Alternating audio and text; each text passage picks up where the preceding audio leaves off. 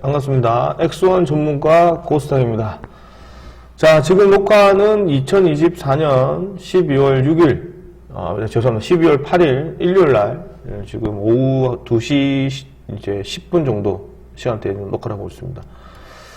자, 지금, 나라가 나라 꼴이 많이 아닙니다. 네. 주식시장도 엉망이고요. 그죠?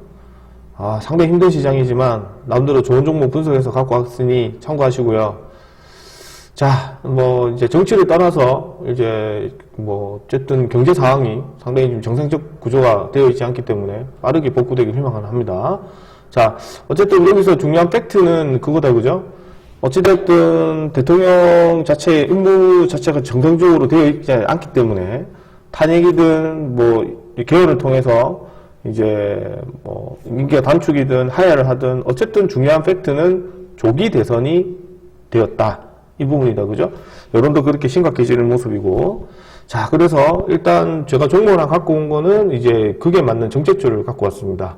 자, 일단 첫 번째 이거 보셔야 될 것들인데요. 일단 한번 좀 보면, 동종목은 저출산 관련 종목입니다.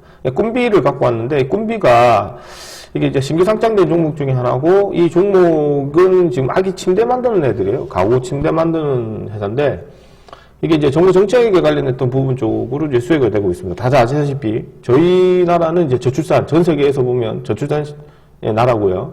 그리고 일론 머스크 얘기를 또 빗대보게 되면, 향후, 한 20, 30년 뒤에 인구가 엄청나게 지금 줄어들 수도 있다. 이렇게 3분의 1, 2 날아간다. 이런 얘기도 좀 들리고요. 그죠?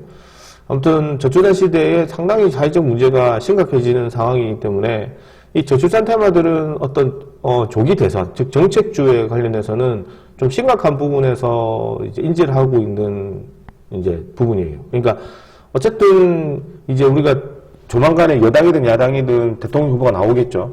그리고 조기 대선이 가능하기 때문에 이 공통된 어떤 정책이에요. 공통된 정책이고, 동종목, 저출산 부분은. 그래서 이거는 지금 상황에서 봤을 때, 주가 흐름이 좋아서 추천한 게 아닙니다. 주식 시장이 좋아서, 흐름이 좋아서, 주가 흐름이 양호해서, 우리나라 시장이 글로벌 시장에서 동지에서 같이 상승해서, 이래 추천한 게 아니고, 한마디로 끊고 보면, 조기 대선이 가능성이 열려있고, 우리가 꿈비라는 종목은 우리가 알다시피 저출산의 종목이기 때문에, 이 저출산의 종목은 야당과 여당을 떠나서 범국가적인 어떤 정책이에요. 그래서 저출산의 문제를. 그래서 이 부분에 관련해서 어떤 해결책을 내올 것이냐 하는 거는, 그거야 각 대선 후보자들이 나오는 사람들에 따라 달라지겠죠. 일단, 무엇보다 중요한 게 저출산, 애기 낳는 거에 따른 아기용품에 관련했던 부분에서 수혜를 마련할 생각이 없다. 이렇게 좀 보고, 정부에서도 저출산 예산에 관련해서 저출산 현상을 심각하게 받아들이고 국가 경쟁력이 엄청난 자유형이라고 생각하는 거예요. 그래서 저출산을 높이기 위해서 대규모 예산과 정책적 지원을 추진하고 있고요, 지금도. 그리고 향후 대선 후보가 나와도 이 부분에 대해서는 엄청난 큰 숙제를 남길 가능성이 높습니다. 이 저출산 문제 어떻게 해결할 건데, 마땅한 해결책은 없어요, 솔직히. 우리가 열심히 노력을 해봤지만, 다른 정부에서도 해봤지만, 이게 저출산 문제가 좀 생각보다 해결되는 그런 조짐이 잘 없더라고요. 그래도 이게 또 당근 손님이다 보니까요, 종목을 좀 갖고 왔는데, 이 종목은 또 대표적으로 보면, 악전 얘기드렸지만, 여당과 야당의 어떤, 중요한, 공통의 정책이죠, 어떻게 보면. 공통의 정책입니다.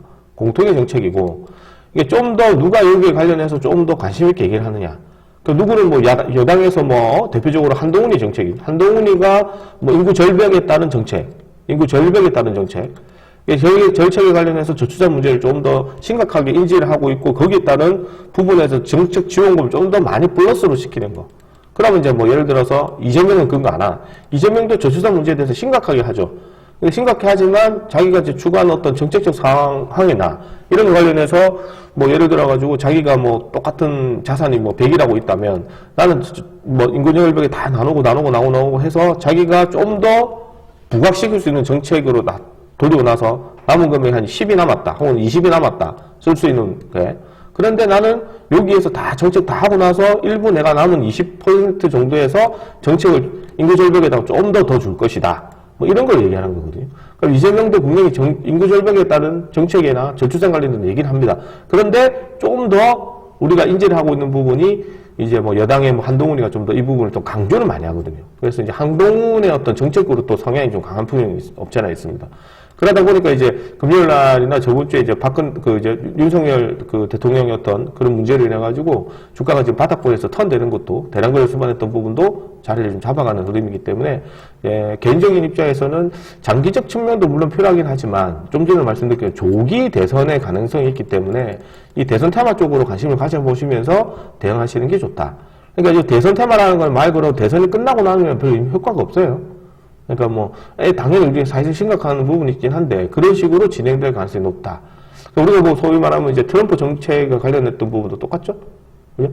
기대감 때문에 주가가 많이 올라가는 거라서 이 종목도 제가 볼 때는 이제 주봉상 움직임을 보면 주봉상 뭐 이런 애들 다 바닥권에서 대량거래 수반해서 지금 요 부분이 좀 걸리거든요. 단기 뭐 수급 도는 부분도 상관돼서 계속 거래량이 늘고 하락하면서 계속 거래가 늘고 자리를 잡아가는 흡수. 1차적으로 본다면 만원까지 볼 수 있고요. 손절가도 개인적 입장에서는 한 원저리 때 달고 들어왔기 때문에 주가가 크게 떨어지지 않는 이상은, 우리나라 시장이 망을 하지 않는 이상은 일단 개인적 입장에서는 이평선을 끌고 가는 수급이 되지 않을까 생각을 합니다. 들어가는 타점은 월요일 날에 한번 봐야 되는데, 왜냐 아까도 이제 이게 이제 투톱 체제로 가거든요. 지금 어쨌든 속보 뉴스가 계속 나오기 때문에 지금 2024년 12월 8일인데 어쨌든 여당 대표랑 그다음에 한덕수 국무총리랑 거의 뭐 이 투톱 체제로 갈 가능성이 높고 당분간은.